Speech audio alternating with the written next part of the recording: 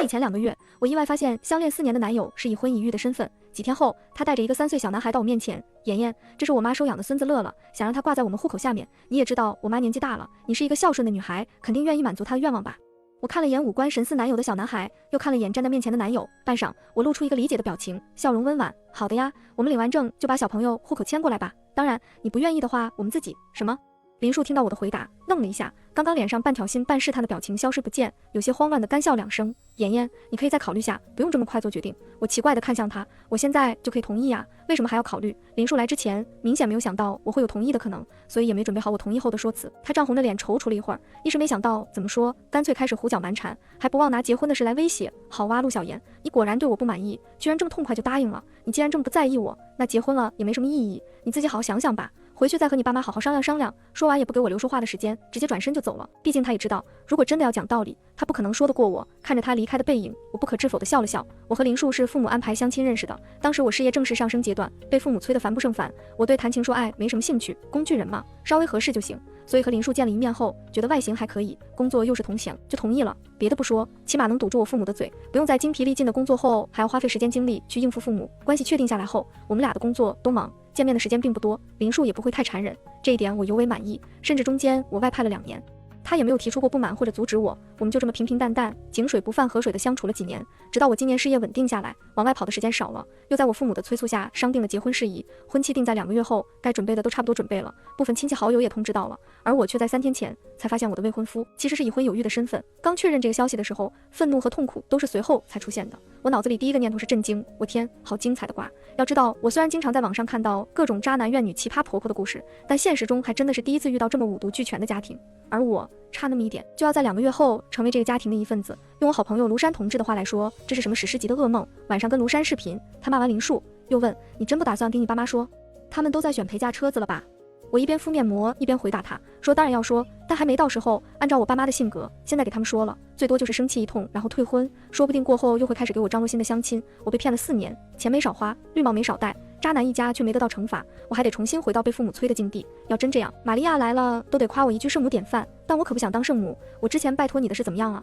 我问庐山，放心，那必然是妥妥的。你明天来我单位拿吧，我明天回来后要先去单位报到。行，明天我来找你。第2天到了庐山单位楼下的咖啡厅，他已经在了，旁边还坐着一个男人，这位是我们大老板独子，最近正在基层微服私访当摄影呢。这次视频就是他帮忙拍的，所以喊上他一起了。男人听完介绍，无奈地横了庐山一眼，才回头看向我，伸出手：你好，梁宋。我伸手回握，也做了自我介绍。认识完后，大家进入正题。梁宋打开他的电脑，点开一个视频后递给我。视频里是一个小男孩，穿着破旧的衣服，独自坐在客厅的水泥地上，手里拿着一本相册翻动，摄像机凑近，专门对着照片拍了不少特写，所以照片里一家3口的脸都格外清晰。其中的男人和小男孩和昨天站在我面前的林树和乐乐可以说是复制粘贴，只是照片里的乐乐年纪看着要更小一点。紧接着一个老人出现在镜头里，毫不意外，和林树他妈长得同一张脸，甚至他身上穿着的那件衣服还是我在去年给他买的生日礼物。但是现在为了让自己看起来更落魄，他的衣服上多出了几个破洞和满身的污迹。林母走到乐乐旁边的凳子上坐下，开始讲述：乐乐这孩子命苦啊，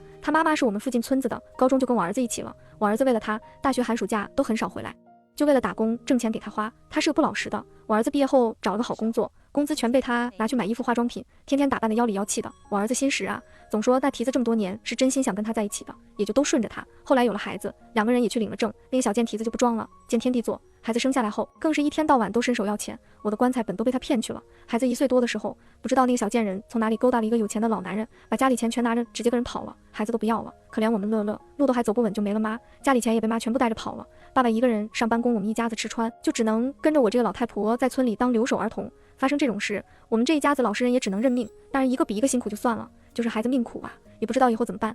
说到最后，林母还抹了抹并不存在的眼泪，一副可怜至极的模样。这个不要脸的老太婆，真该把她脸皮撕下来看下是什么做的，怎么这么厚。坐在我旁边的庐山跟着我看完视频，又开始气到骂街。我好笑地拍了拍他，好了，你都看过现场了，怎么看个视频还这么气呀？这一家子都把你骗成啥样了，我能不气吗？要不是你让我别打草惊蛇，我恨不得当时就冲上去给他2耳刮子。我看他这个模样，心里感动之余，忍不住感叹了一句：果然还是姐妹靠谱，男人这种生物，狗都不如。听到这里，梁宋急了：哎，别误伤啊，不是所有男人都渣的。我和庐山对视一眼，看在他帮了大忙的份上，没有说啥，只是敷衍的配合他2句：是。梁宋看我们这样子也是没办法，无奈的摇了摇头，说把视频发给我。我又是一番感谢后，约好下次请他们吃饭。梁宋当即表示必须要吃大餐，抚慰他受伤的心灵。我欣然同意。别说一顿大餐，就是包了他们1个月的大餐，我也毫无意见。毕竟要不是他们，我到现在还被林树一家蒙在鼓里，无知无觉去当二婚，有还男的接盘侠呢。说起来这个事情会被发现，也是很戏剧化。庐山是记者，前一阵他们单位策划了一档走进乡村的栏目，庐山去的刚好就是林树老家的村子。当时庐山和梁颂正在拍摄专题素材，刚好看到在树底下玩耍的乐乐，他一开始也没多想，直接拍了一张照片发给我，调侃道：“这个小男孩是不是有点像你准老公？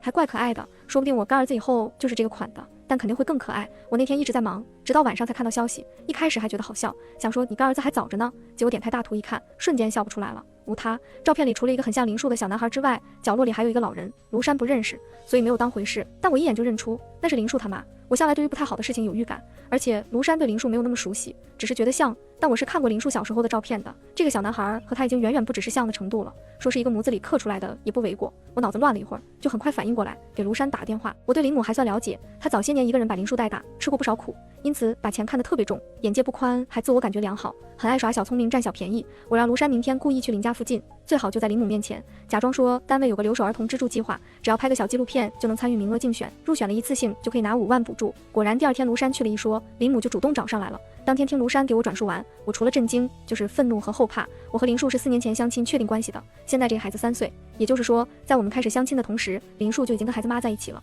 在我们确定关系的第1年，他们有了孩子，并且领证结婚。难怪林树不会缠人，难怪从来不介意我外派和频繁出差。我以为他是跟我一样更注重工作，相亲只是找个人搭伙应付长辈。感情事实是对方已经有家人在怀。我因为长期外派感到愧疚，只能用金钱和礼物弥补他们母子的时候，他其实正过着老婆孩子炕头热的温馨家庭生活呢。虽然我暂时还不清楚林家母子到底是为什么要这么做，但作为被骗婚的大冤种受害者，这口恶气我是必须出的。我找人帮我查一下林树目前的婚姻登记状态是否还是已婚，得到确实是已婚的答案后，我冷笑一声，本来还愁只能在道德和社会层面上给他教训，有点太便宜他了。现在既然他明明已婚，还要来跟我谈婚论嫁，那看在他这么想犯重婚罪的份上，我当然得成全他。于是第2天，我主动找上门去，装作一副害怕被退婚的样子。阿姨，你也知道我父母有多希望我快点结婚，现在好些亲戚那边也通知了。林树昨天说那话多伤人呀，我怎么跟我爸妈交代？而且我也是希望你开心，所以才答应让乐乐以后挂在我们户口下面的。谁知道他还生气了，您可得好好说说他。本来林母昨天听林树回来说了，也气得骂了他几句，担心我一怒之下真的去跟爸妈商量婚事暂停。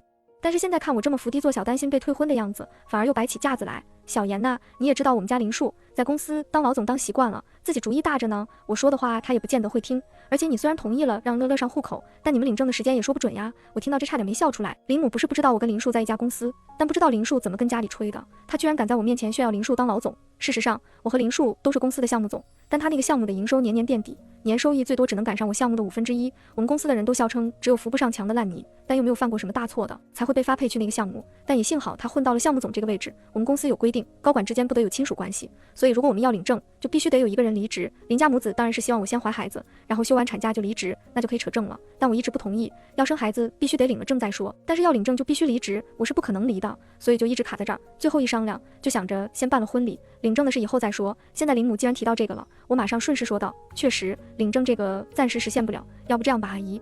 我装似讨好的样子，您看咱们2个月后的婚礼是在这里办，老家那边有很多亲戚来不了，您肯定也会感到遗憾。我想着不如咱们专门去老家办一场简单的婚礼，一方面让亲戚们都来沾沾喜气，另一方面我也可以直接在婚礼上公布以后乐乐就是我的孩子，会上户口本的。林母听我这么一说，眼睛瞬间就亮了起来。林树父亲走得早，他一个人把林树拉扯大，在村里受过不少冷眼，但是林树长大后就不太愿意回老家，所以他一直没有机会炫耀儿子多有本事，自己现在过得有多好。现在我这么一提，他几乎是一下就动心了，他眼睛转了转，还是一副端着的样子。那多麻烦呀，还要花不少钱吧？不会，阿姨，我们就只是办酒席，请大家吃饭，仪式和婚庆什么的都不用搞，花不了几个钱，还能收礼钱。林母一听礼钱，顿时来劲儿了，马上打电话让儿子回来商议。不知道林母怎么做到的，反正林树答应了，日子就定在半个月后。接下来的几天，我以商定婚礼为由，天天往林家跑。林母还以为我在担心退婚的事，所以这么上赶着，对我更是鼻孔冲上天。我没当回事，跑了几天后，我得到了自己想要的东西，就不再去了。所以林家这2个狗东西是为了吃绝户，所以才骗婚的。庐山在我家听完录音，眉头皱得能夹死一只苍蝇。我耸了耸肩，已经连气都懒得气了。听他们的对话就是这个意思。这几天我往林家跑，明面上是为了婚礼，其实只是为了去更换录音笔罢了。我从第一天上门的时候就在林家放了一支录音笔，为了不竹篮打水，我每天都会去更换，以防被发现后几天的录音一条都得不到。除了录音笔，还有林树平板上登录的微信，我也从里面找到了他跟乐乐妈妈的聊天记录。通过这2样，我总算拼凑齐了林家母子的动机。林树跟乐乐的妈妈于萌萌从高中就在一起了，但林母一直对于萌萌不满意，她觉得自己跟儿子相依为命这么多年，他们彼此才是最重要的。于萌萌就是个抢走了自己儿子的狐狸精，所以偶然和我父母认识后，知道我家里条件不错，并且发现我父母非常娇惜女儿的婚事，就顺势把自己儿子夸得天花乱坠，果然哄得我父母同意，张罗着让2人见面。林树一开始自然是不愿意的，但林母一哭二闹，甚至拿命来威胁他。为了安抚林母，背着于萌萌同意了。他一面答应跟我相亲安抚母亲，一面哄着于萌萌怀上孩子去领了证。他想着只要于萌萌生下儿子，林母为了孙子肯定也会认可于萌萌的。但他没想到林母回家就跟舅妈他们炫耀找了个城里媳妇，家里有钱还是独生女。然后因为舅妈一句那以后女方的钱不都是属于你们家林树啊，动了吃绝户的念头。1年后，即使于萌萌生下儿子，林母还是死活不同意2人在一起，并且把自己吃绝户的想法告诉了儿子。当时正赶上于萌萌花钱大手大脚，林树手里基本没什么存款。听完母亲的话，他心动了。他想着反正我家也没有儿子，我一个女人也不能延续香火，家里的钱终究是要便宜别的男人，与其便宜别人，为什么不能便宜他呢？本来我们就是男女朋友，也是名正言顺。后来于萌萌抛弃他跟别人离开后，他更是心安理得起来。这次把乐乐带到我面前，他们也是想让我反对，然后站在道德制高点指责我，再去用退婚威胁我爸妈，让他们一起来劝我。算盘打得足够详想，既可以给孩子铺好路，以后名正言顺继承我的财产，又可以让我产生危机感，主动答应尽快生小孩。毕竟在他们看来，只要我怀孕有了孩子，看在孩子的份上，我也就被他们拿捏住了。甚至林母还说出了生完孩子身体不好活不久也是有可能的这种话，而林树听完后的沉默也可以看出他的态度。真没想到这母子俩能异想天开成这样，我听完都忍不住笑了，把录音发给卢珊，珊珊，这些东西都交给你了，期待卢记者的报道。卢珊笑得狰狞，那是必须的，我一定不会浪费他们这么精彩的素材。很快到了在林树老家办婚礼的日子，我这趟的主要目的就是为了来捧杀林家母子，满足林母的虚荣心，特地摆出一副贤妻良母的态度，让村里所有人都知道我跟林树谈了4年，感情有多好，夸林母有多心善，去孤儿院看到一个孩子跟林树长得像，就收养来当亲孙子一样疼，夸林树有多老实顾家，从不在外面沾花惹草。林母也是到处跟人炫耀自己儿子工作有多好，已经在城里买了房，找的对象也很好，光是装修费就出了50万，还要陪嫁一辆40万的车子，主要的是还没有开口要高价彩礼。这边村里的人都是这样，通过攀比找的对象好不好，就能看出家里儿子出不出息。我也乐得配合，毕竟现在林母有多得意，真相揭开的时候，他就会遭受多大的反噬。而这一切，我都以拍摄婚礼纪录片为由，找了个跟拍摄影师拍摄下来，全部打包发给卢珊当素材了。截止到现在，我要收集的素材和证据都已经齐活了，所以酒席一结束，我就丢下一句有事，连夜开车离开。回到家后第2天，我去了一趟父母家，但是没想到我把事情都跟他们讲完，我父母第一反应居然是不相信，我爸更是怒气冲冲地指责我，你为了不想结婚，居然编这么一个故事来骗我们。这些年我们为了你的婚事操了多少心，30岁了还没把女儿嫁出去，你知不知道我们被多少人戳脊梁骨？他们家带个孩子来给你养确实是不对，但是你不同意可以商量，至于一听完就开始想办法退婚吗？我看你就是不满意我们一直催你，现在想报复，我们催你结婚都是为了谁？还不是为了你好，你这是想逼得我以后死了都没脸下去见老祖宗。我妈虽然没有说话，但从她的表情看得出来，她跟我爸是一个想法。我本来就对他们没有抱什么期望，线下也就不觉得失望，是不是编的？等以后你们看新闻就知道了。我现在只是给你们说一声，1个月后的婚礼是不可能举办了，不想浪费更多钱的话，亲戚那边该解释的解释，婚礼那边该退的退，车子也不用买了。我妈看我这么冷静，说的还如此绝对，也顾不上生气了，开始慌乱起来。你说的那些都是真的，不是为了不结婚编来骗我们的。我编这种一戳就会破的谎言，对我能有什么好处？总之我已经通知过你们了，要怎么做决定是你们的事。我父母这下才终于相信了我说的话，我妈又是气又是怨，开始掉起眼泪。当初林树他妈找上我们时说的那么好听，林树这小伙子看着也不错，工作也体面，谁知道居然是一家子这种人啊！老天爷，我们这是遭了什么孽呀？遇上一家子人渣。我爸相比之下更冷静点，他沉默地抽完一支烟，问我，你是不是准备把事情闹大？我点头，当然，不闹大怎么能让他们得到应得的下场？我爸眉头皱得很紧，你闹太大，都知道你跟别人办过婚礼了，以后还怎么嫁人？我看着我的父母，一瞬间有些不知道说什么。其实他们从小到大对我都不错，家里条件还行，我要什么都会满足我，对我也没有那么多要求，除了因为家里没儿子，在我大学毕业就开始催婚这一点，我说过闹过吵过，都没有办法改变他们的想法，仿佛有谁给他们下达什么指令，我一天不结婚，他们就一天过不好日子。看着他们已经显现出苍老的面容，我终究没有再和他们争吵。我平和地看向他们，就像他们当年包容孩子时期不懂事的我一样，说道，我会试着为了你们的期望而去努力，因为你们是我的父母，但我不会一直努力去满足你们的期望，因为我还是个独立的个体。我已经试过抛弃一部分我个人的快乐，去满足他们想要我结婚的想法，但最终结果并不如意。既然已经努力过，我就不会再有愧疚，更不会一直妥协。在我连夜离开后，林家母子总算发现了异常，从第2天起，他们轮流给我打了一堆电话，我一个都没接，最后烦了直接通通拉黑。几天后，林树终于按捺不住，直接找到我项目上来，早有准备的我这几天都化着病态妆，整个人看起来憔悴的厉害。同事好几次问我是不是生病了，如今林树终于找上门来，我就顶着这副憔悴的姿态，在最容易有人经过的前台质问他，那孩子真的只是你妈妈收养的吗？你敢说跟你没有任何关系？虽然因为公司规定我们不能光明正大的公开我们的关系，但毕竟处了4年，公司同事多多少少心里都有数。林树听我这么问，一开始有些慌，但一想到这么多人听到了，如果不解释清楚，以后自己的形象就全毁了。当然跟我没关系，都说了那是我妈从孤儿院收养的。说着又开始倒打一耙。陆小妍，我没想到你是这么恶毒的人，我妈心善收养的孩子，你不想认就算了，我们也不会逼你，但你居然想把这个孩子说成是我的，以此来抬高彩礼，达不到你的心意，你就在婚礼上转头就走，把我们家那么多亲戚就晾在那。就是你这种把结婚当生意，只想着赚钱的人太多，才败坏了社会风气。林树说的义正言辞，还有理有据，在场有些人已经相信他了，尤其是有些男的，更是感同身受，看我的眼神都不太对劲起来。现在有些女的，就是为了骗彩礼才结婚，可不是跟卖女儿一样。没想到他也是这种人，还没等多说几句，庐山直接走进大厅，后面还跟了个扛着摄像机的梁宋。少放屁，结不起婚就好好反省自己，为什么这么没本事，天天就想着1分钱不花，娶一个免费劳动力回家给你洗衣做饭生孩子，这么爱白嫖，你出去乱搞的时候是不是也不爱给钱啊？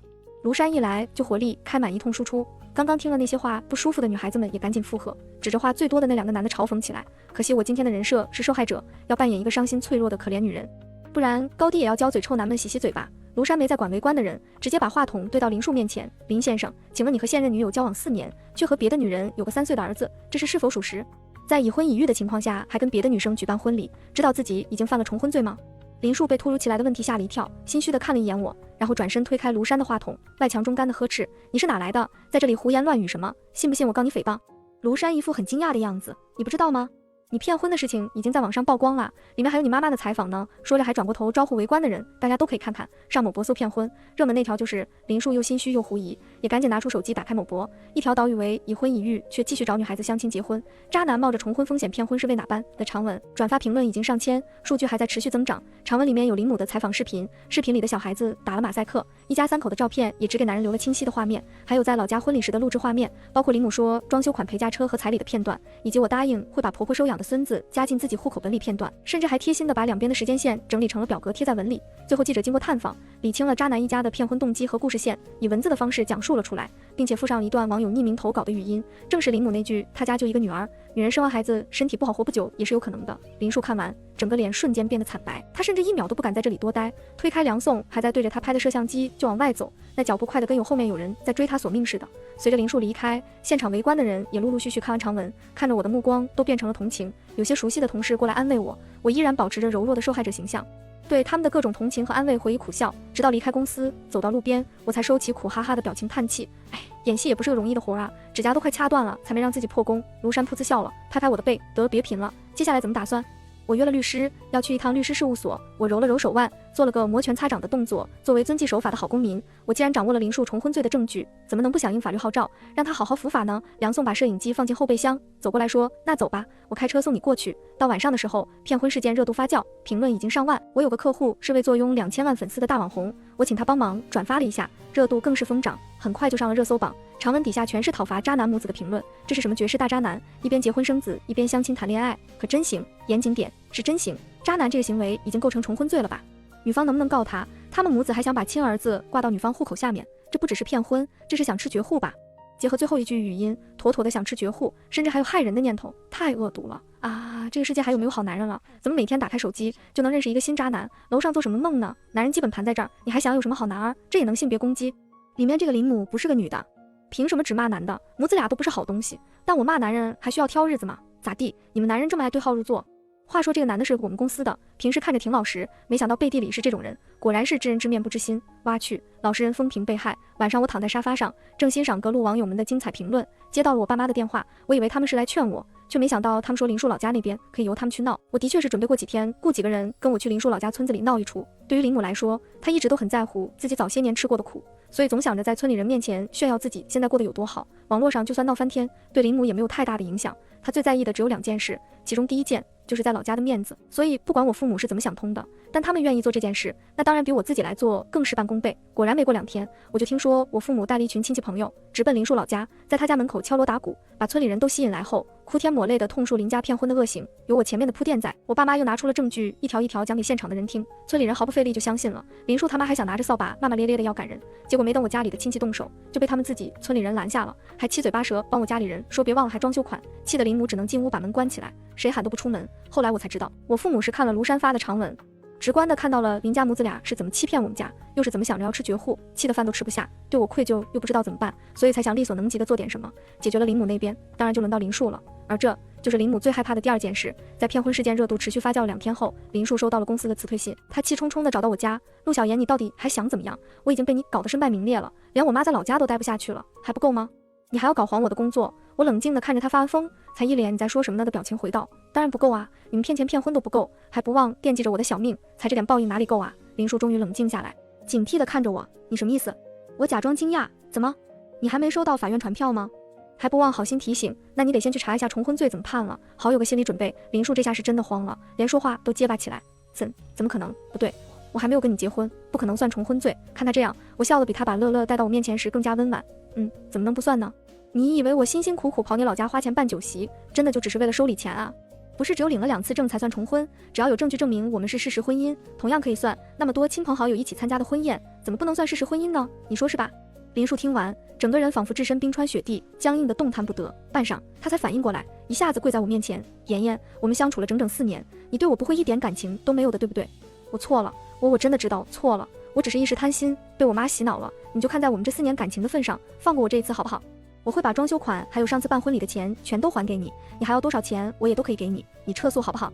求求你，一旦进去我这辈子都完了呀。说到最后，林树几乎是哭着在求我，可惜呀，我早说过了，我不喜欢做圣母。所以我笑了笑，那些钱你当然需要还给我，但是这个牢呢，你也当然需要做，毕竟如果不是我运气好，在婚前发现了端倪，那么要完的就是我的一辈子。后来林树被判了1年半，时间不算长，但足够让他后半生都带着这个污点过不好。林母还是待在老家，村里基本上没有人理他，连他娘家人都顾及名声，不太愿意和他往来，毕竟人都是趋利避害的。林家这母子俩心机这么深沉，把城里人都骗了这么多年，谁知道平时在村里是不是说的也都是假话，背地里不知道骗了多少人。但林树房子断了，工被银行收回，林母除了老家无处可去，再难过也只能继续待在这儿。而我很快升了职，从项目总变成了合伙人，以后不再待在项目上往外跑，更多时候是在总部坐班。等事情差不多结束，我终于有空实现诺言，带庐山和梁宋出来吃大餐。吃饭的时候，庐山有些纳闷地问，其实我还是想不通，为啥林渣男没跟于萌萌离婚，还敢跟你结婚啊？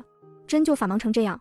又法盲又贪心吧？他觉得他随时可以跟于萌萌离了再跟我扯证。也是之前于萌萌看到网上的新闻回来接乐乐，我才知道更完整的故事。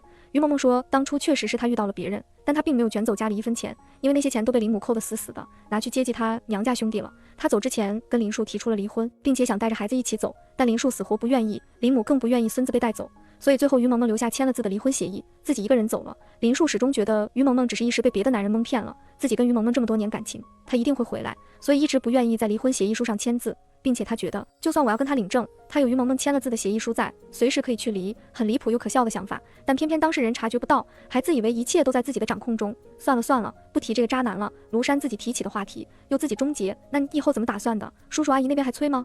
暂时是没催，不过依我对他们的了解，只是时间问题，以后该催还是会催的。仇人。庐山叹了口气，又有些好奇，那你自己会想谈恋爱吗？以后还打算结婚不？我不是很有所谓，顺其自然吧，遇到想谈的就谈，遇不到那就一直不谈。庐山认可地点了点头，给了个姐妹我懂的表情。倒是一直在旁边充当背景板的梁宋突然开口，那如果现在有人，我嗨了一声，语气自然地打断他，现在的话就是天王老子来了也不行，反正现在没有任何人是我想谈的，更何况我刚出了一片苦海，当然要先潇洒够了再说。庐山端着酒杯，后知后觉地发现好像有那么点不对劲儿，不过他当然是无条件站姐妹，于是伸出酒杯跟我一碰，说得对，姐妹现在有钱有事业，潇洒着呢，臭男人别来沾边。梁宋见状沉默了2秒，随即摇摇头，笑得很没有办法的样子。他也端着酒杯一碰，那就祝小妍远离臭男人，开心最重要。我闻言笑了笑，那我就感谢2位助我脱离苦海，以后大事小事随便喊，我随叫随到。我知道我的一生不算长，又有很多世俗意义上的必要流程需要进行，但人活一世，总要让自己过得不算亏。前30年我为了满足世俗的期望而活，那30岁后就只剩下顺心而为。全文完结。